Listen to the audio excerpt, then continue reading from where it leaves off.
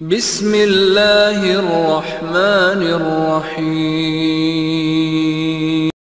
الحمد للہ نحمده ونستعینه ونستغفره ونعوذ باللہ من شرور انفسنا وسیئات اعمالنا من يهده الله فلا مضل له ومن يضلل فلا هادي له واشهد ان لا اله الا الله وحده لا شريك له واشهد ان محمدا عبده ورسوله اما بعد فان خير الحديث كتاب الله وخير الهدي هدي محمد صلى الله عليه وسلم وشر الامور محدثاتها وكل محدثة بدعة وكل بدعة ضلالة وكل ضلالة في النار. اعوذ بالله من الشيطان الرجيم. بسم الله الرحمن الرحيم. اتبعوا ما انزل اليكم من ربكم ولا تتبعوا من دونه اولياء قليلا ما تذكرون. وقال سبحانه وتعالى قل ان كنتم تحبون الله فاتبعوني يحببكم الله ويغفر لكم ذنوبكم والله غفور رحيم. وقال النبي صلى الله عليه وسلم فإن كل محدثة بدعة وكل بدعة ضلالة وكل ضلالة في النار. وجاء في رواية إذا حدثتكم بحديث فلا تزيدن علي أو كما جاء عن النبي صلى الله عليه وسلم. وقال ابن مسعود رضي الله تعالى عنه ولو تركتم سنة نبيكم لضللتم.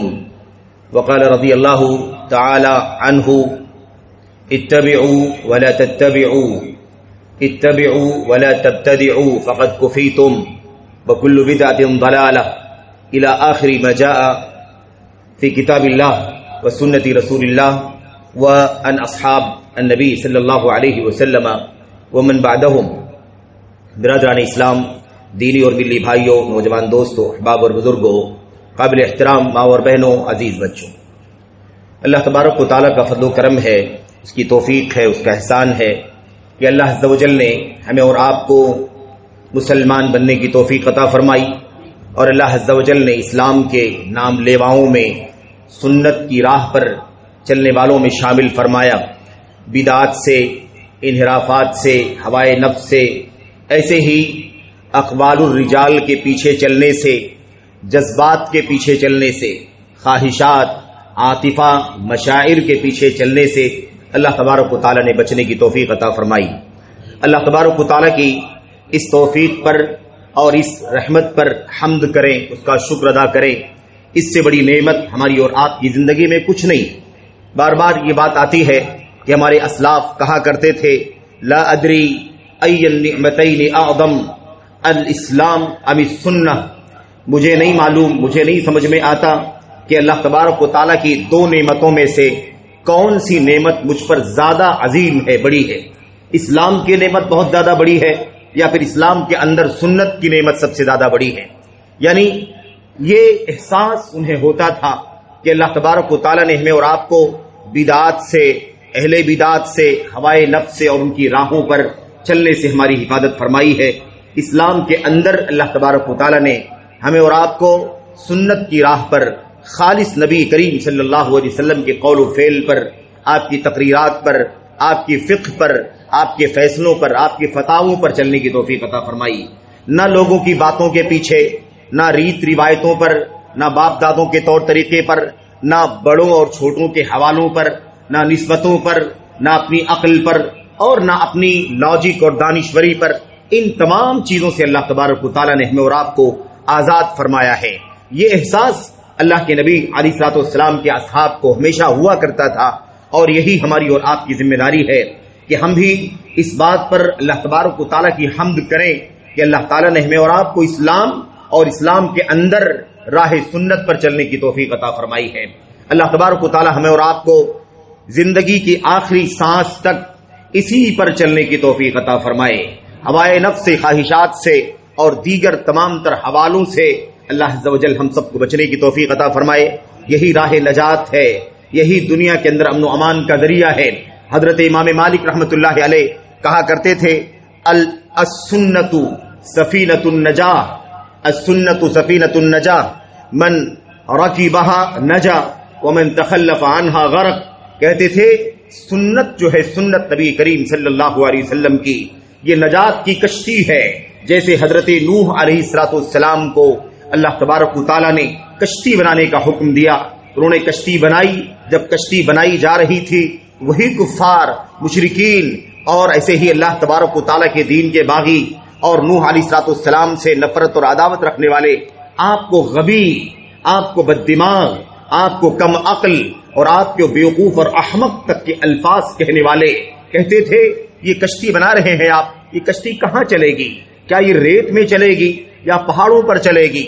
کشتی تو سمندروں میں پانی میں چلتی ہے، کہاں پانی ہے کہاں سمندر ہے؟ آخر آپ کیوں یہ کس عقل کی کس بدعقلی کا کام آپ کر رہے ہیں؟ اس طرح سے مذاق اڑایا کرتے تھے. لیکن میرے بھائیوں، اسی کشتی نے نجات کا ذریعہ اسی کشتی کو اللہ تبارک و تعالیٰ نے نجات کا ذریعہ بنا دیا. جو لوگ ایمان والے تھے، اللہ تبارک و تعالیٰ کی توحید پر ایمان رکھنے والے تھے اور اللہ تبارک و تعالیٰ کی دین پر صحیح معنوں میں کاربند تھے، اللہ تبارک و تعالیٰ کے حکم سے نوح علیہ السلام نے انہیں اسی کشتی نجات پر سوار کر لیا، اور جو اس کے قابل نہ تھے وہ سب کے سب اس سے پیچھے رہ گئے اور اس کے حقدار نہ بنے، اس کے مستحق نہ بنے. حتیٰ کہ حضرت نوح علیہ السلام کا بیٹا جس کا نام کنعان بتایا جاتا ہے وہ بھی محروم رہا، اور جب اسے بلایا گیا کہ آ جاؤ کشتی میں سوار ہو جاؤ، یہ ایسے اعلان نہیں تھا کہ آئے کشتی میں سوار ہو جائے، صلاح عام ہے جس کا بھی جی چاہے کشتی میں سوار ہو جائے. نہیں، کشتی میں سوار ہونا یہ اس بات کی علامت تھی کہ وہ توحید پر چلنے والا ہے، وہ اللہ تبارک و تعالیٰ پر سچا ایمان رکھنے والا ہے، اللہ کے نبی نوح علیہ السلام کی بتائی ہوئی تعلیمات اور ہدایات پر عمل کرنے والا ہے. میرے بھائیوں، لیکن بیٹے نے انکار کر دیا اور کہا کہ بڑا سا پہاڑ ہے، میں کہیں پناہ لے لوں گا، سآوی الی جبل یعصمنی من الماء، پہاڑ پر پناہ لے لوں گا اور وہ مجھے پانی سے بچا لے گا. کہ طوفان آ رہا ہے، طوفان آ چکا ہے، میں بچ جاؤں گا. بہرحال واقعہ لمبا ہے، مجھے ایک دو باتیں بہت بنیادی طور پر میرے بھائیوں اپنی ذات کو سمجھانے کے لیے عرض کرنا ہے اور اپنے تمام بھائیوں تک بہنوں تک یہ باتیں پہنچانی ہیں. دعا کریں کہ اللہ تبارک و تعالیٰ مجھے یہ باتیں کہنے کی، سمجھنے کی اور آپ تک پہنچانے کی توفیق عطا فرمائے. مجھے اصل میں جو بات بتلانی ہے وہ یہ ہے کہ جیسے نوح علیہ السلام کی کشتی نجات کی کشتی بن گئی، جو اس پہ سوار ہو گئے بچے، اور جو اس پر سوار نہ ہوئے وہ سب کے سب ہلاک و برباد ہو گئے. اور ساری تفصیلات اللہ تبارک و تعالیٰ نے قرآن کریم کی آیات کے اندر ایک سے زائد جگہوں پر کہیں اختصار کے ساتھ اور کہیں تفصیل کے ساتھ اللہ تبارک و تعالیٰ نے بیان فرمایا. میرے بھائیو، ایسے ہی یہ سنت رسول ہے صلی اللہ علیہ وسلم، یہ بھی نجات کی کشتی ہے جو سنت پر زندگی گزارتا رہا، سنت کی پیروی کرتا رہا، سنت کی جستجو کرتا رہا، سنت پر عمل پیرا ہوتا رہا، سنت کی تلاش کرتا رہا، سنت اور اہل سنت سے محبت کرتا رہا، ہر عمل میں، ہر تصرف میں. حتیٰ کہ اگر آپ کو سر کھجانا ہے تو بھی آپ سوچیں کہ کیا سر کھجانے کے بارے میں بھی نبی کریم صلی اللہ علیہ وسلم کی کوئی سنت ہے؟ اگر سنت ہے تو اسی کے مطابق ہمیں عمل کرنا چاہیے. یہ طریقہ ہے ہمارا، اور یہ ہمارے اسلاف کی روش ہے، یہ ہمارے اسلاف کا آئیڈیل ہے. ہمیں اور آپ کو اسی پر زندگی گزارنی چاہیے. میرے بھائیوں، میرے بزرگوں، اسی طرح سے اگر ہم زندگی گزارتے رہے، سنت پر چلتے رہے، تو یہ سنت ہمارے لیے کشتی نجات ہے. ہم نجات سے انشاءاللہ تبارک و تعالیٰ بہراور ہوں گے. اور اگر سنت ہماری زندگی میں نہ رہی، دنیا کے حوالے رہے، دنیا کی باتیں رہی، بڑی بڑی باتیں، بڑی بڑی نسبتیں، لیکن اگر سنت کی زندگی ہم نے نہ گزاری تو میرے بھائیو، دنیا کی کوئی نسبت ہمیں اللہ تبارک و تعالیٰ کے عذاب سے نہیں بچا سکتی، اور اللہ تبارک و تعالیٰ کی رضا اور اللہ کی جنت سے ہمیں بہراور نہیں کر سکتی. یہ بہت بنیادی ضابطہ ہے. میرے بھائیو، یہ ابھی جو وقت چل رہا ہے، یہ عربی ہجری سال کا دوسرا مہینہ سفر کا، اور اس کے آخری ایام چل رہے ہیں، اور اس کے بس 2-3 روز کے بعد ہی وہ تیسرا مہینہ ربیع الاول کا سایہ فگن ہو جائے گا، آ جائے گا، اور ہم اور آپ اس کی فضاؤں میں زندگی گزاریں گے. یہ ربیع الاول کا مہینہ دیگر مہینوں کی طرح سے، سارے مہینوں کی طرح سے ایک مہینہ ہے، اور ظاہر سی بات ہے کہ اللہ تبارک و تعالیٰ نے دنوں کی جگہوں کی، وقتوں کی جو فضیلت بیان فرمائی ہے، وہ فضیلت کتاب و سنت کی دلیلوں سے ثابت ہے تو ٹھیک ہے، ورنہ ہم نے اگر اپنی خواہشات کے مطابق کوئی فضیلت بنا لی اور ہم نے اس کے سلسلے میں کوئی بات بڑی قائم کر لی اپنے ذہن و دماغ کے اندر، تو وہ دین کا حصہ نہیں بن سکتی ہے. یاد رکھیں. اسی لیے میں آپ سے یہ چند باتیں عرض کرنا چاہتا ہوں. میرے بھائیوں، جیسے ہی یہ مہینہ آئے گا، مہینے کی آمد سے پہلے ہمارے بہت سارے بھائی اس کے لیے تیاریاں کر رہے ہوں گے، لائٹنگ کا انتظام کر رہے ہوں گے، اور جلوس کے لیے تیاریاں چل رہی ہوں گی، جھنڈے اور بینر اور اس کے علاوہ قمقمے اور اس کے علاوہ دیگر سارے اس کے لوازمات کی تیاریاں چل رہی ہوں گی. کیوں؟ اس لیے کہ محمد الرسول اللہ صلی اللہ علیہ وسلم کا یوم پیدائش آنے والا ہے. یوم پیدائش آنے والا ہے. یہ میں سیاق صرف عرض کر رہا ہوں. جو باتیں میں آپ کے سامنے عرض کرنا چاہتا ہوں اس کا تعلق براہ راست صرف اور صرف میلاد سے نہیں ہے. نبی کریم صلی اللہ علیہ وسلم کے یوم پیدائش کی مناسبت سے جشن کے بارے میں نہیں ہے، وہ ایک مناسبت ہے. یہاں پر بھی یہ باتیں ہیں اور ایسی جتنی بھی چیزیں لوگ اپنی جذبات کی بنیاد پر بنا لیں، اسے ہمیں اور آپ کو انہی اصولوں کی بنیاد پر پرکھنے کی ضرورت ہے. آئیے میں چند باتیں آپ کے سامنے عرض کرنا چاہتا ہوں. قرآن کریم کی چند باتیں آپ کے سامنے، چند آیتیں آپ کے سامنے پیش کی گئی ہیں. ذرا سرسری طور پر اس کا ترجمہ پڑھ لیں اور اس کے بعد پھر ہم گفتگو آگے بڑھاتے ہیں. ہو سکتا ہے چند مزید آیتیں، حدیثیں اور سلف صالحین کے کچھ اقوال آپ کے سامنے آئیں گے. میرے بھائیوں، اللہ سے دعا کرتے ہیں کہ اللہ تبارک و تعالی ہمیں ان آیات و احادیث سے، اقوال صحابہ سے، اقوال تابعین سے، ان کی سیرت سے، ان کی زندگی کے آئیڈیل سے ہمیں اور آپ کو اسوہ اور نمونہ بنانے کی توفیق عطا فرمائے. انہی کے نقش قدم پر اللہ تبارک و تعالی جیتے جی چلنے کی، عمل کرنے کی توفیق عطا فرمائے. آمین یا رب العالمین. قرآن کریم کی آیت میں اللہ تبارک و تعالی فرماتا ہے اتبعوا ما انزل الیکم من ربکم ولا تتبعوا من دونہ اولیاء. اللہ فرماتا ہے پیروی کرو، چلو پیچھے پیچھے چلو، پیروی کرو ما انزل الیکم من ربکم، اسی چیز کے پیچھے چلو، پیروی کرو جو تمہارے پاس، تمہاری طرف، تمہارے رب کی جانب سے اتاری گئی ہے. اللہ کی کتاب اتاری گئی ہے، اس کے پیچھے چلو. اللہ کے نبی علیہ السلام کی سنت اتاری گئی ہے، اس کے پیچھے چلو، اس کی اتباع کرو، اس کی پیروی کرو. اللہ تبارک و تعالیٰ فرماتا وَلَا تَتَّبِعُوا مِن دُونِهِ أَوْلِيَاءَ، اور اس کے سوا، اللہ تبارک و تعالیٰ کے سوا کسی اور کے، اللہ کے نبی علیہ السلام کے سوا کسی اور کی پیروی نہ کرو، اتباع نہ کرو. جو کچھ اتارا گیا ہے اسی کے پیچھے چلو، اللہ کے کلام کے پیچھے، اللہ کے نبی کی سنت کے پیچھے چلو. اس کے علاوہ کسی کو اپنا ولی نہ بناؤ، کارساز نہ بناؤ، کسی کو اپنا آئیڈیل نہ بناؤ، کسی کو اپنا اگوا، کسی کو اپنا پیشوا اور کسی کو اپنا قابل اتباع نہ بناؤ. قلیلا ما تذکرون، تم بہت کم نصیحت حاصل کرتے ہو، مانتے نہیں ہو، زیادہ کم مانتے ہو، نصیحت کم پکڑتے ہو. لیکن یہ نصیحت بہت اہم ہے کہ جو کچھ اللہ نے اتارا ہے اس کے پیچھے چلو اور اس کے علاوہ کسی کے پیچھے مت چلو، کسی کو اپنا اگوا پیشوا نہ بناؤ. یہ اللہ کے کلام کی بہت صریح آیت کریمہ ہے. دوسری آیت کریمہ آپ کے سامنے پڑھی گئی ہے، بہت ساری آیتیں ہیں، یہ بطور مثال ایک دو آیتیں آپ کے سامنے پڑھی گئی ہیں. قل ان کنتم تحبون اللہ فاتبعونی، آپ کہہ دیجئے، نبی کریم صلی اللہ علیہ وسلم کو حکم دیا جا رہا ہے، اگر تمہیں اللہ تبارک و تعالیٰ سے محبت ہے، اگر تم محبت کرتے ہو اللہ تبارک و تعالیٰ سے، فاتبعونی، تو میری اتباع کرو. اللہ فرماتا ہے نبی کو آپ اپنی امت سے کہیے اگر تمہیں اللہ تبارک و تعالیٰ سے محبت ہے تو تمہیں اس محبت کے دلیل کے طور پر میری اتباع کرنی پڑے گی. محبت الہی کی دلیل اطاعت نبی ہے صلی اللہ علیہ وسلم، اتباع رسول ہے صلی اللہ علیہ وسلم. اللہ تبارک و تعالیٰ فرماتا فاتبعونی، میری اتباع کرو، میرے پیچھے چلو. یحببکم اللہ، اللہ تبارک و تعالیٰ تم سے محبت کرنے لگے گا. وَيَغْفِرْ لَكُمْ ذُنُوبَكُمْ، اور تمہارے گناہوں کو بخش دے گا. واللہ غفور رحیم، اللہ تبارک و تعالیٰ بڑا بخشنے والا ہے، بے انتہا مہربان ہے. یہ اللہ تعالیٰ کے کلام کی دو آیتیں ہیں اور اسی بے شمار آیتیں ہیں. ہم نے میرے بھائیوں اور کچھ حدیثیں بھی پڑھی ہیں. آئیے ذرا موضوع میں داخل ہو جائیں، ان باتوں کی طرف آگے اشارہ آپ کے سامنے کیا جائے گا. اللہ کے تبارک و تعالیٰ کا جو دین ہے، ان دونوں آیات سے ہی یہ بات ثابت ہو جاتی ہے کہ اللہ کا دین نام ہے کس کا؟ اللہ کی طرف سے اترنے والی ہدایت کا. جو اللہ نے اتارا ہے اسی پر چلنا، اسی کی پیروی کرنا، اسی کو آئیڈیل بنانا، اسی کے قدم قدم اسی کی نقالی کرنا، اسی کے پیچھے پیچھے چلنا، اسی کا نام ہے دین. یہ اللہ تبارک و تعالیٰ کا دین ہے، وہ دین جو اللہ کا پسندیدہ ہے، جو اللہ کی نعمت ہے، جو نجات کا ضامن ہے. اس دین کا ضابطہ کیا ہے؟ اللہ تبارک و تعالیٰ کی طرف سے منزل ہونا، اللہ تبارک و تعالیٰ کی طرف سے اترا ہوا دین ہے. اس کے علاوہ کسی اور چیز کو دین نہیں بنایا جا سکتا. وَلَا تَتَّبِعُوا، اور میں اکثر و بیشتر میرے بھائیوں اپنی گفتگو میں اپنے بھائیوں سے یہ بات عرض کرتا رہتا ہوں، قرآن کریم کی آیات کو پڑھتے جاؤ، اللہ کے نبی کی حدیثیں پڑھتے جاؤ، یہ بات آپ کو بار بار ملے گی. اتبعوا اور ساتھ ساتھ اس کے مقابل میں وَلَا تَتَّبِعُوا، یہاں اللہ فرماتا ہے اتبعوا ما انزل الیکم من ربکم، اتبعوا پیروی کرو، اور اگلے جملے میں اللہ نے فرمایا وَلَا تَتَّبِعُوا مِن دُونِهِ اولیاء، اور اس کے علاوہ کسی کے پیروی نہ کرو۔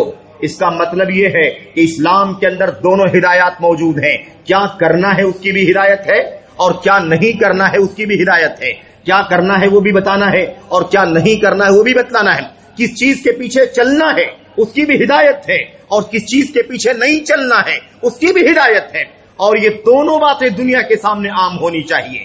یہ راہ حق ہے، راہ سنت ہے، راہ الہی ہے، اس پر چلنا ہے، اور یہ انحراف کے راستے ہیں، یہ گمراہی کا راستہ ہے، یہ شرک و کفر کا راستہ ہے، یہ بدعت کا راستہ ہے، یہ اقوال الرجال کا راستہ ہے، یہ نفس پرستی کا راستہ ہے، یہ لوگوں کی اپنی اپنی عقل اور اپنی اپنی دانشوری اور اپج ہے، اس کے پیچھے نہیں چلنا ہے، سب بتانا ضروری ہے۔ میرے بھائیوں، سیکولر بن کر کے دین میں نہیں رہنا ہے، صاف ہونا چاہیے کون سا راستہ چلنے کا ہے اور کون سا راستہ نہیں چلنے کا ہے، یہ دونوں چیزیں، ہدایت واضح ہے اور ایسے ہی ضلالت بھی واضح ہے۔ قد تبین الرشد من الغی، ہدایت واضح ہو چکی ہے گمراہی سے، گمراہی واضح ہے، ہدایت واضح ہے، ایک راستہ سیدھا ہے، سنت کا راستہ ہے، ادھر ادھر کے جتنے راستے ہیں علی کل سبیل منہا شیطان یدعو الی، دائیں بائیں کے سارے راستوں پر شیطان بیٹھا ہوا ہے اور اپنے اور لوگوں کو اسی راستے کی طرف بلاتا ہے۔ جو اس راستے کی طرف چل پڑے گا اور اس کی بات کو مان لے گا، شیطان اور ایسے ہی جہنم کے دائی، جہنم کے دعات، جہنم کے دائیان اسے کھینچ کر کے اسی جہنم کی کھائی میں گرا دیں گے۔ اللہ کے نبی صلی اللہ علیہ وسلم نے دونوں واضح کر دیا اللہ تبارک و تعالیٰ کی طرف سے ہدایت کا راستہ کیا ہے، حق کا راستہ کیا ہے، سنت کا راستہ کیا ہے، اور اس کے مقابلے میں ضلالت کا، باطل کا، بدعت کا، ہوائے نفس کا راستہ کیا، ساری وضاحت کر دی گئی ہے۔ میرے بھائیوں، میرے بزرگوں، اللہ کے نبی محمد الرسول اللہ صلی اللہ علیہ وسلم کی حدیثیں ایک سے زیادہ ہیں۔ میں عرض کرنا چاہتا ہوں جو بنیادی بات کہ دین کا معاملہ جذبات پر نہیں ہے، دین کا معاملہ جذبات پر، میرا دل چاہتا ہے، مجھے بے انتہا محبت ہے نبی کریم صلی اللہ علیہ وسلم سے، میں اس محبت کے اظہار کے لیے یہ کر دینا چاہتا ہوں، مجھے قرآن کریم سے محبت ہے، میں اسے ڈیلی پڑھ کے ختم کرنا چاہتا ہوں، مجھے جہاد سے محبت ہے، میں ابھی میدان کارزار میں نکلنا چاہتا ہوں۔ جذبات پر دین نہیں قائم ہے، دین جذبات کا نام نہیں ہے، دین ایموشن کا نام نہیں ہے، دین آپ کے دل میں، میرے دل میں جو آ جائے اس کا نام نہیں ہے، دین اللہ کے کلام کا، نبی کی سنت کا نام ہے، اللہ کے کلام کا، اللہ کے فرمان کا، اور نبی محترم صلی اللہ علیہ وسلم کی سنتوں کا نام ہے۔ میرے بھائیوں، آئیے ذرا میں ایک دو حدیثیں جو آپ کے سامنے پڑھی گئی ہیں، ذرا میں اس کا تذکرہ کر کے ایک دو باتیں عرض کرنا چاہتا ہوں کہ دین جذبات کا نام نہیں ہے۔ آج میرے بھائیوں، یہ جیسے ابھی نبی کریم صلی اللہ علیہ وسلم کی میلاد کا تذکرہ آیا کہ میلاد کا وقت آ رہا ہے، اور اس سے ابھی کوئی بحث نہیں ہم کر رہے ہیں وہ تاریخ کون سی ہے اور میلاد کی شروعات کب ہوئی، کب تک اس کا کوئی عطا پتہ نہیں تھا، اور اسلامی تاریخ میں میلاد نبی کا نام و نشان نہیں تھا، کب سے اس بدعت کو اسلام کے ماننے والوں میں پھیلایا گیا، شامل کیا گیا، اور وہ ظالم مجرم کون ہے وہ انسانیت کی تاریخ میں جنہوں نے اتنی خطرناک بدعت مسلمانوں کے بیچ میں شامل کر دی، جس بدعت کے نتیجے میں نہ جانے کتنی بدعتیں داخل ہو گئی۔ میلاد کے اندر شرک سے لے کر، میلاد کی مجلسوں میں شرک سے لے کر، حرام سے لے کر، شراب سے لے کر، بے پردگی سے لے کر، اور گانے اور قوالی سے لے کر، مبالغے سے لے کر، چھوٹا سے چھوٹا سارا گناہ پایا جاتا ہے، کوئی ایسا گناہ نہیں ملے گا آپ کو تو شرک سے لے کر کے چھوٹے سے چھوٹے گناہ تک اس میلاد کی مجلس میں، اس کے فنکشن میں، اس کے جلوس میں پایا نہ جاتا۔ میرے بھائیوں، اس لیے یاد رکھو، دیکھنے کے لیے ایک بدعت ہے، لیکن بدعت بدعتوں کو جنم دیتی ہے، اور بدعت کا عذاب یہ ہے کہ نہ جانے کتنے گناہوں میں انسان مبتلا ہو جاتا ہے، ملوث ہو جاتا ہے۔ دین جذبات کا نام نہیں ہے، یقیناً ہمیں محبت ہے نبی کریم صلی اللہ علیہ وسلم سے، اور کون سا وہ سینہ ہو سکتا ہے میرے بھائیوں جو محمد الرسول اللہ صلی اللہ علیہ وسلم سے محبت نہ کرے، اسلام کا دعویٰ کرے، قرآن کا دعویٰ کرے، اللہ تبارک و تعالیٰ پر ایمان کا دعویٰ کرے، آخرت پر ایمان کا دعویٰ کرے، اور اس کے سینے میں محمد الرسول اللہ صلی اللہ علیہ وسلم کی محبت نہ ہو۔ محبت رسول کا مقام تو یہ ہے کہ جان سے بھی زیادہ اگر محمد الرسول اللہ عزیز نہ ہو جائے تو ہمارا ایمان درست نہیں ہو سکتا۔ میرے بھائیوں، یہ بات سمجھنے کی ہے کہ وہ جذبات پر نہیں، لیکن ایمان اچھی طرح جاننے کی ضرورت ہے۔ ایمان کیا ہے؟ ایمان یہ ہے کہ جیسے کتاب و سنت کی تعلیمات ہم سے ایمان رکھنے کے لیے اور محبت کرنے کے لیے ہم سے کہیں، ویسے ہی محبت کرنا ہے۔ محبت سارے ایمان والوں کو ہے، اس میں کوئی شک نہیں ہے، لیکن مسئلہ کہاں سے خراب ہو جاتا ہے؟ جذبات، اس محبت کا اظہار کیسے اظہار کریں؟ اب اگر کوئی ہمارا بھائی یہ سمجھتا ہے کہ اللہ کے نبی سے محبت کا اظہار میلاد سے ہوگا، آپ کی پیدائش کا جشن منانے سے ہوگا، آپ علیہ الصلوۃ والسلام کی پیدائش پر تقریب کرنے اور کمکمے لگانے، لائٹیں لگانے، اور ایسے ہی میرے بھائیوں جو کچھ چلتا ہے وہ کیا ہے؟ یہ جلوس اور اس کے اندر سارے منکرات، یہ جب تک ہم نہیں کریں گے، اگر کوئی ہمارا بھائی سمجھتا ہے جب تک ہم یہ کام نہیں کریں گے تب تک ہماری محبت کا اظہار نبی کریم صلی اللہ علیہ وسلم سے نہیں ہوگا، یہی سب سے خطرناک مسئلہ ہے۔ میرے بھائیوں، دین جذبات کا نام نہیں ہے۔ آئیے میں ذرا آپ کو ایک دو نمونے، دو تین واقعے حوالے میں آپ کے سامنے پیش کرنا چاہتا ہوں۔ میں آپ کو بتانا چاہتا ہوں محمد الرسول اللہ صلی اللہ علیہ وسلم کے پاس آپ کے صحابی حضرت عبداللہ ابن عامر رضی اللہ تعالیٰ عنہ آئے، عبداللہ بن عامر رضی اللہ تعالیٰ عنہ، اور وہ کہتے ہیں کہ میں نے قرآن کریم کے سارے کاغذات کو جمع کر لیا۔ قرآن کریم صحابہ کرام کے زمانے میں اللہ کے نبی کے جیتے جی ایک دفتی کے درمیان، ایک جلد کے درمیان اکٹھا نہیں ہوا تھا۔ کہتے میں نے جماعت القرآن، میں نے قرآن کریم کو اکٹھا کر لیا، اور اس کے بعد میں نے تلاوت کرنا شروع کیا، تو تلاوت کرتے کرتے ایک دن بھر میں پورا قرآن کریم جو کچھ بھی اس وقت تک اترا تھا میں نے پورا تلاوت کر کے ختم کر دیا۔ اب میں اللہ کے نبی کے پاس آیا اور میں نے کہا اللہ کے نبی علیہ الصلوۃ والسلام، میں قرآن کریم کو ڈیلی پڑھ کر کے ختم کرنا چاہتا ہوں، قرآن کریم کو ڈیلی، روزانہ قرآن کریم کو ختم کروں گا۔ اب اس وقت جب تک یہ بات ہوئی ہے، اس وقت وہ ہمارے آج کے 20 پارے کے برابر اتر چکا تھا، 30 پارے کے 28 پارے، 15 پارے، 20 پارے، 22 پارے، کتنا اتر چکا تھا اس کا علم تو اللہ تبارک و تعالیٰ کو ہے۔ لیکن میرے بھائیوں، جو کچھ بھی قرآن کریم اترا تھا میں پورا کا پورا ڈیلی پڑھ کر کے ختم کرنا چاہتا ہوں۔ اللہ کے نبی صلی اللہ علیہ وسلم نے فرمایا نہیں، ایسا نہیں کر سکتے، آپ ایسا نہیں کر سکتے، آپ کو چاہیے کہ 1 مہینے میں قرآن کریم ختم کرو۔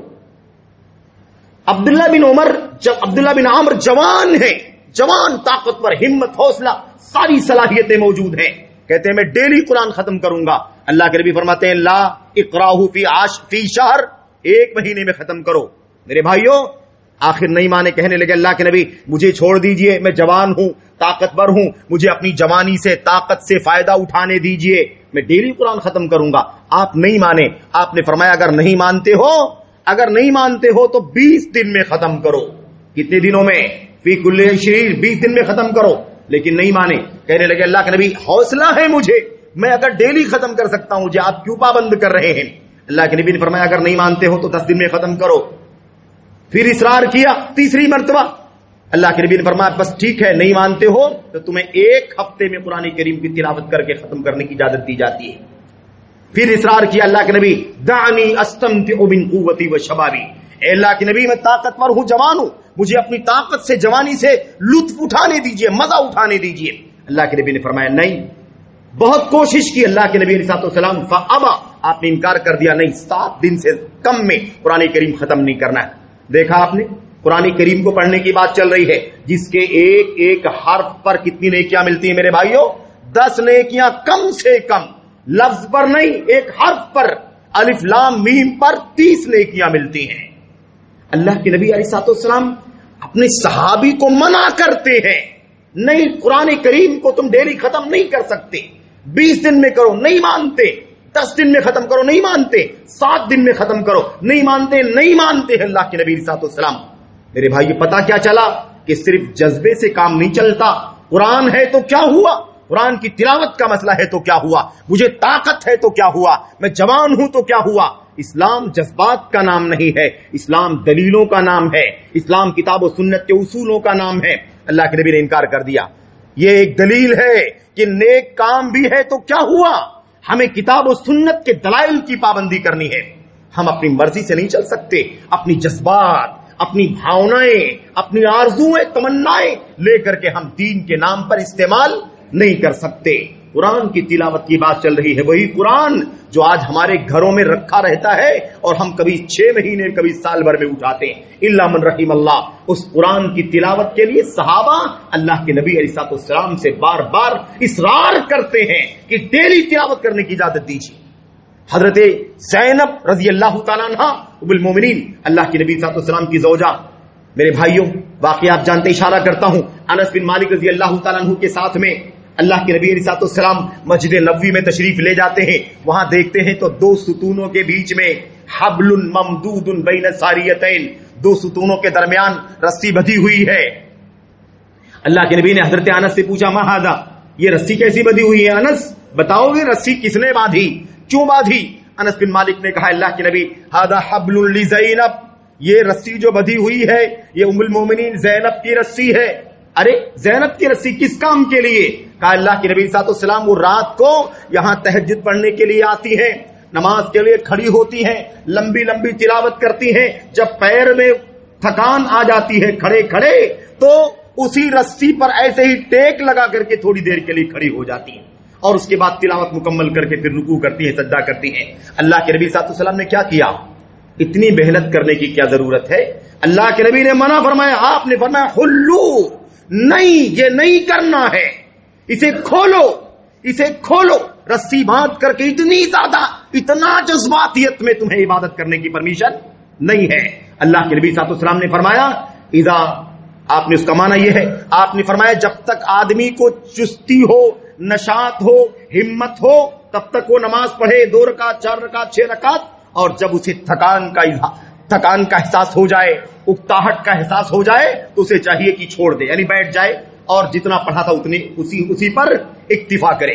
آپ دیکھیے نماز کا مسئلہ ہے کہ نہیں ہے؟ یہ نماز کا مسئلہ ہے، لیکن پھر بھی نبی کریم صلی اللہ علیہ وسلم کہتے ہیں تمہاری جذبات کی ضرورت نہیں ہے، اسلام اس بات کی اجازت نہیں دیتا ہے کہ کوئی پوری رات جاگ کر کے عبادت کرے۔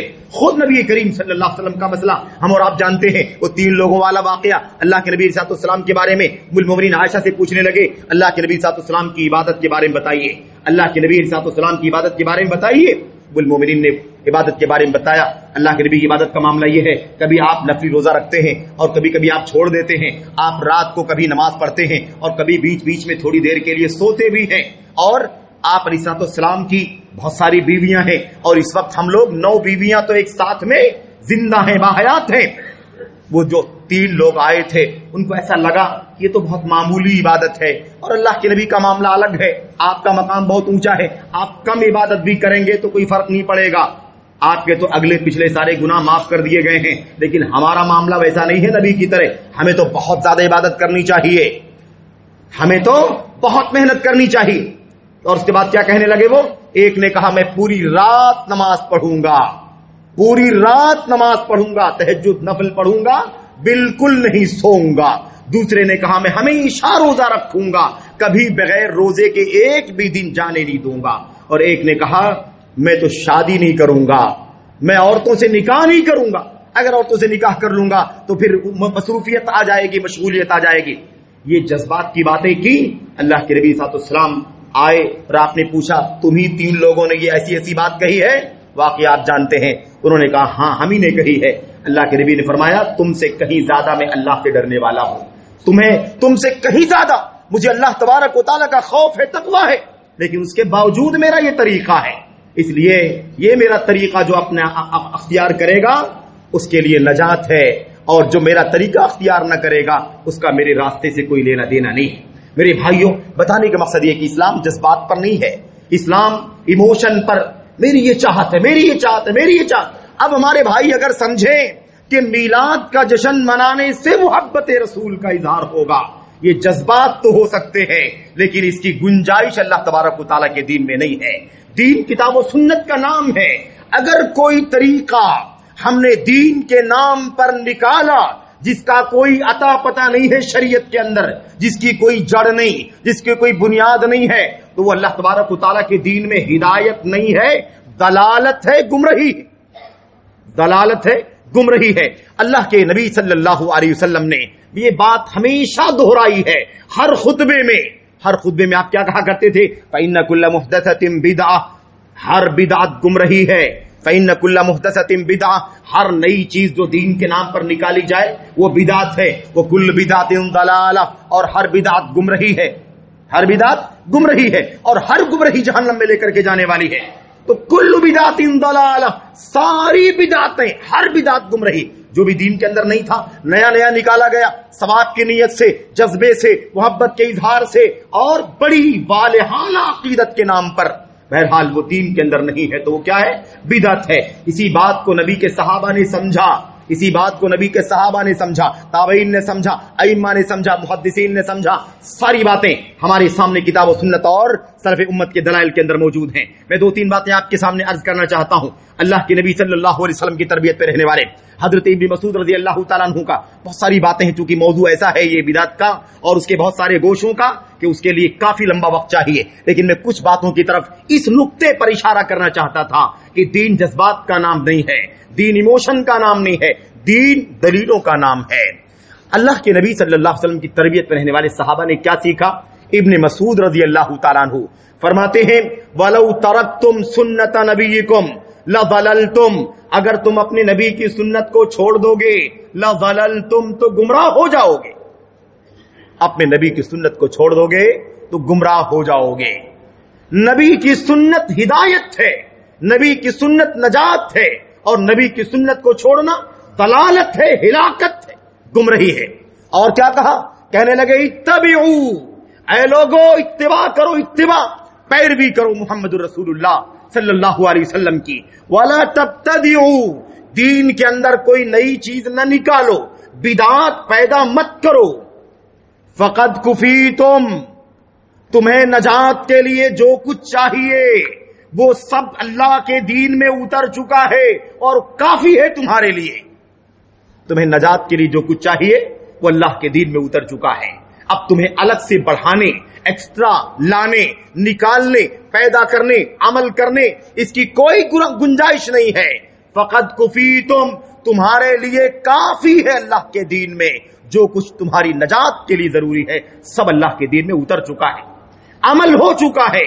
اور اس کے بعد آخر میں وہ بات دہرائی جو محمد الرسول اللہ صلی اللہ علیہ وسلم نے فرمائی تھی وَإِنَّ كُلَّ مُحْدَثَةٍ بِدْعَةٍ وَكُلَّ بِدْعَةٍ ضَلَالَةٍ. دین میں جتنی بھی نئی چیز نکالو گے وہ بدعت کہلائے گی، اور وہ ہر بدعت گمراہی ہے اور ہر گمراہی جہنم میں لے جانے والی. میرے بھائیوں، اس معنی کی بہت ساری باتیں ہیں، میں ان تفصیلات میں نہیں جانا چاہتا. میں آپ کے سامنے ایک دو باتیں عرض کر کے گفتگو ختم کرنا چاہتا ہوں. دیکھیں حضرت سعید بن المسیب، ایک مشہور تابعی، بلکہ سید التابعین کہلانے والے، تابعین کے سردار، سید التابعین سعید بن المسیب رحمت اللہ علیہ. میرے بھائیوں، اور روایت کو علامہ البانی رحمت اللہ علیہ نے صحیح قرار دیا، امام بیہقی وغیرہ نے اپنی کتابوں میں نقل کیا، اور علامہ البانی نے اپنی کتاب کے اندر نقل کیا، صحیح قرار دیا، اور اس کے اوپر تعلیق بھی لگائی، بڑی عظیم الشان تعلیق. آج ان میلاد کرنے والے ہمارے بھائیوں سے اگر کوئی پوچھتا ہے کہ بھائی آپ یہ کام کیوں کرتے ہیں، تو وہ کیا کہتے ہیں بھائی ٹھیک ہے، آپ کہتے ہیں نبی نے میلاد نہیں منائی، ابو بکر صدیق نے میلاد نہیں منائی، عمر نے، عثمان نے، علی نے نہیں منائی، اور یہ بطور مثال ہے. ایسے ہی ساری مثالیں ہیں، چاہے اس کا تعلق رجب کے کوڈوں سے ہو، چاہے اس کا تعلق 15 شعبان کی عبادات سے ہو، یا ایسے ہی چاہے اس کا تعلق محرم کے اندر ہونے والے کاموں سے ہو، یا ساری بدعات سے متعلق یہی مسئلہ ہے. اگر آپ پوچھیں تو وہ کہیں گے بھائی ٹھیک ہے، قرآن میں نہیں ہے، سنت میں نہیں ہے، صحابہ نے نہیں کیا، لیکن ہم اللہ کے نبی سے محبت ہی کا تو کام کر رہے ہیں، اس میں غلط کیا ہے؟ کیا اللہ کے نبی سے محبت کرنے پر اللہ تعالیٰ ناراض ہوگا؟ بتاؤ، اللہ تبارک و تعالیٰ اپنے نبی کی محبت کرنے سے خوش ہوگا یا نہ خوش ہوگا؟ اس طرح کی ایموشنل بات، جذباتی بات کہہ کر کے اپنی بدعت کو سنت بنانے کی کوشش کرتے ہیں، اس کو جواز فراہم کرنے کی کوشش کرتے ہیں، اس کی گنجائش نکالنے کی کوشش کرتے ہیں، اور عوام الناس اسی طرح کی باتوں کو سن کر کے متاثر ہو جاتی ہے، بہک جاتی ہے. سعید بن مسیب کا یہ واقعہ سنو کہ اچھا کہنا کہ اس نے برا کیا ہے؟ محبت کرنا نیکی کا کام ہے، نعت پڑھنا نیکی کا کام ہے. یہی تو کہتے ہیں اللہ کے نبی کی تعریف میں نعت پڑھنے میں کون سی گناہ کی بات؟ اگر ہم نے 12 ربیع الاول کو ہی اگر جشن منا لیا اللہ کے نبی کی محبت میں، تو کیا گناہ کی بات؟ اس طرح کی باتیں کرتے ہیں۔ میرے بھائیوں، سعید بن مسیب رضی رحمت اللہ علیہ کا واقعہ ہمارے سامنے ہے۔ فجر کی نماز ہے یا عصر کی نماز ہے؟ روایتوں میں فجر کی نماز کا زیادہ ذکر ہے۔ فجر کی نماز سے پہلے 2 رکعت سنت ہے کہ نہیں؟ 2 رکعت سنت ہے۔ ایک شخص آیا، سلام ہاتھ باندھا، 2 رکعت نماز پڑھی، سلام پھیر دیا، پھر کھڑا ہوا، پھر ہاتھ باندھا، 2 رکعت پڑھا، سلام پھیر دیا، پھر کھڑا ہوا، پھر 2 رکعت سلام پھیرا، پھر کھڑا، 2 کر کے 4 6 8 رکعت پڑھ ڈالا۔ حضرت سعید بن مسیب اسے دیکھ رہے ہیں، یہ کون سی نماز پڑھ رہا ہے؟ یہ اللہ کا بندہ کون سی نماز پڑھ رہا ہے؟ آخر فجر کی نماز 2 رکعت سنت ہے موقدہ، جس کو کہتے ہیں رواتب، اور 2 رکعت فرض ہے۔ یہ کون سی نماز ہے جو 4 6 8 جیسے ہی سلام پھیرا، 6 رکعت سے 8ویں رکعت سے فارغ ہوا، سعید بن مسیب پہنچ گئے اور ان سے پوچھا، بھئی آپ کون سی نماز پڑھ رہے تھے؟ انہوں نے کہا کہ سنت پڑھ رہا ہوں، سنت پڑھ رہا ہوں۔ کتنی سنت پڑھ رہے ہیں آپ؟ 2 رکعت بتائی ہے نبی کریم صلی اللہ علیہ وسلم نے۔ اب وہ اس کا جواب نہیں دیتا ہے کہ اللہ کے نبی نے 2 بتائی ہے تو 2 ہی پڑھنا چاہیے، 4 کی دلیل بتائے، 6 کی دلیل بتائے، 8 کی دلیل بتائے، اس کو دلیل سے مطلب نہیں ہے۔ جیسے آج کے لوگوں کو دلیل سے مطلب نہیں ہوتا، وہ اپنی جذبات کی بات کرتے ہیں۔ وہ جذبات پر آ گیا، اس نے کہا بھائی یہ بتائیے، آپ بہت سوال کر رہے ہیں، یہ بتائیے کہ کیا اللہ تبارک و تعالیٰ مجھے نماز پڑھنے پر عذاب دے گا؟ نماز ہی تو پڑھ رہا ہوں میں، کیا نماز پڑھنے پر اللہ مجھے عذاب دے گا؟ نماز میں کون سا گناہ کا کام ہے؟ وہ میں نے وہی کیا ہے نا، قیام ہے، رکوع ہے، سجدہ ہے، تشہد ہے، دعائیں ہیں، سب کچھ میں نے وہی کیا۔ کیا اللہ تبارک و تعالیٰ مجھے الصلاۃ نماز پڑھنے پر عذاب دے گا؟ سعید بن مسیب آج کل کے لوگوں کی طرح نہیں تھے، امام تھے سنت کے۔ انہوں نے کہا ان اللہ لا يعذبك على الصلاة ولكنه يعذبك على خلاف السنة۔ اللہ تعالیٰ تمہیں نماز پڑھنے پر تو عذاب نہیں دے گا، لیکن خلاف سنت کرنے پر اللہ تم کو عذاب دے گا۔ سنت کی مخالفت تم کر رہے ہو، گرچہ وہ نماز ہے لیکن طریقہ محمد الرسول اللہ صلی اللہ علیہ وسلم کا نہیں۔ آپ جذبے میں ہیں، 8 رکعت پڑھ رہے ہیں، دلیل کیا ہے؟ آپ جذبے میں ہیں، جشن منا رہے ہیں نبی کی پیدائش پر، دلیل کیا ہے؟ یہ مسئلہ ہے، سمجھ گئے آپ؟ تو دعووں سے نہیں ہوتا، اچھا کام تو ہے، اس میں برا کیا ہے، گناہ کا کیا کام ہے، اس میں سب کام تو اچھے۔ اس کا جواب یہی ہے کہ خلاف سنت ہے، اس لیے ثواب نہیں ملے گا بلکہ گناہ ملے گا، عذاب ملے گا۔ ایسے ہی جذبات میں ایک آدمی آ گیا حضرت امام مالک کے پاس، کہنے لگا امام صاحب، ابو عبداللہ کنیت تھی ان کی امام مالک کی، کہاں سے احرام باندھوں؟ مجھے عمرہ کرنے کے لیے جانا ہے، عمرے کے لیے جانا ہے، احرام کہاں سے باندھوں؟ اللہ کے نبی علیہ الصلوۃ والسلام جہاں سے احرام باندھتے ہیں ذوالحلیفہ، وہیں چلے جاؤ۔ امام مالک نے جواب دے دیا وہیں سے تم بھی احرام باندھ لو۔ وہ آدمی، یہی جذبات والی بات، اگر میں مسجد نبوی سے ہی احرام باندھ لوں تو آپ کا کیا خیال ہے؟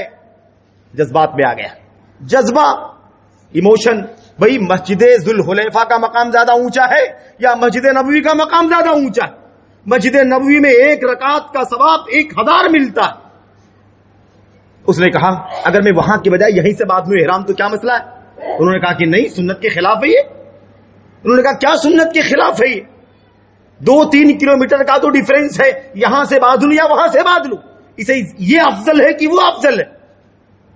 سمجھ رہے؟ امام مالک نے فرمایا نہیں نہیں، وہیں سے باندھو جہاں سے اللہ کے نبی نے باندھا ہے، یہاں سے نہیں باندھ سکتے آپ۔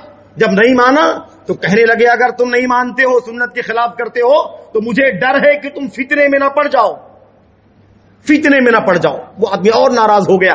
آپ لوگ جب دیکھو فتنے کی بات کرتے ہیں، آج بھی بہت سارے ہمارے بھائی چڑھتے، جب دیکھو سنت کی بات، جب دیکھو یہ بدعت، جب دیکھو یہ غلط۔ ارے بھائی غلط ہے تو غلط ہے، کیا کر سکتے ہیں اس کے لیے؟ وہ بدعت ہے تو اسے سنت تو نہیں کہہ سکتے۔ ہاں ہماری عقلیں اسے اچھا سمجھ سکتی ہے، لوگوں کی رائے اچھی ہو سکتی ہے، لیکن کتاب و سنت کی روشنی جہاں نہ پہنچے اسے کبھی سنت کا، اسے کبھی حق ہونے کا، ہدایت ہونے کا درجہ نہیں مل سکتا۔ دین جذبات کا نام نہیں ہے، دین جذبات کا نام نہیں ہے۔ اور یہی بات کہہ دوں، ہمارے امت کے سلفی علماء کہتے رہے ہیں، حضرت امام محمد بن صالح العثیمین چوٹی کے فقیہ ابھی جلدی گزرے، امام العثیمین کہتے ہیں اگر دین کا معاملہ ایموشن پر ہوتا، جذبات پر ہوتا، تو آج کے سارے بدعتی حق پر ہوتے اور سارے سنی باطل پر ہوتے، کیونکہ جذبہ تو انہی کے پاس ہے، جذبہ انہی کے پاس ہے۔ ہم تو کنٹرول میں ہیں کتاب و سنت کے دلائل کے، لیکن ان کے ہاں جذبہ ہے یہ کر دینا چاہیے, ہمیں محبت میں یہ کرنا, جلوس نکالنا, فلاں کام کرنا ہے, گھروں کو سجاؤ, جھنڈوں کو لگاؤ, یہ باتیں کرتے ہیں. تو اگر جذبات پر دین اسلام ہوتا تو سارے بدعتی حق پر ہوتے اور سارے سنت پر چلنے والے باطل پر ہوتے. دین جذبات کا نام نہیں ہے. امام مالک نے کہا اللہ کا کلام کہتا ہے کہ جو لوگ حکم رسول کی مخالفت کرتے ہیں انہیں فتنے سے اور دردناک عذاب سے ڈرنا چاہیے. تو جذبات کا نام دین نہیں ہے میرے بھائیو. آج ہمارے بھائی اسی جذبات میں آگے بڑھ کر کے نہ جانے کس پر کہاں تک حکم لگا دیتے.